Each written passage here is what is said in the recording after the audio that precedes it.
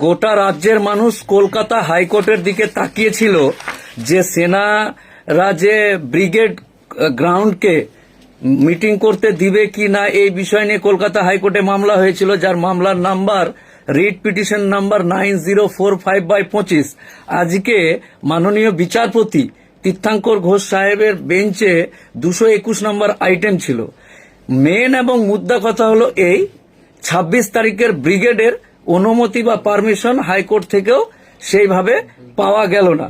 মূলত মানে আর্মি যে কারণ দেখিয়ে এটাকে নাকচ করেছিল, সেই কারণটাকে চ্যালেঞ্জ করেই মামলা করা হয়েছিল। অল ইন্ডিয়া মুসলিম পার্সোনাল ল বোর্ডের হয়ে রিপ্রেজেন্টেড বাই অনেকজন আছে। এই ইনারা যে মামলাটা করেছিলেন, এই মামলাতে ওনাদের হয়ে উকিলবাবুরা দাঁড়িয়েছিল। মূল এবং মুদ্রা কথা হলো এই যে ব্রিগেড হচ্ছে না 26 তারিখে।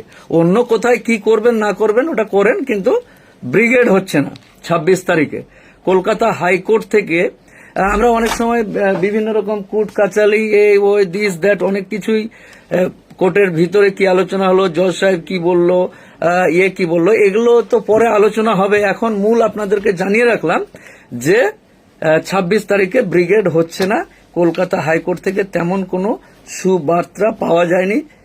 এই হলো, পরে আবার ডিটেলসে কথা হবে।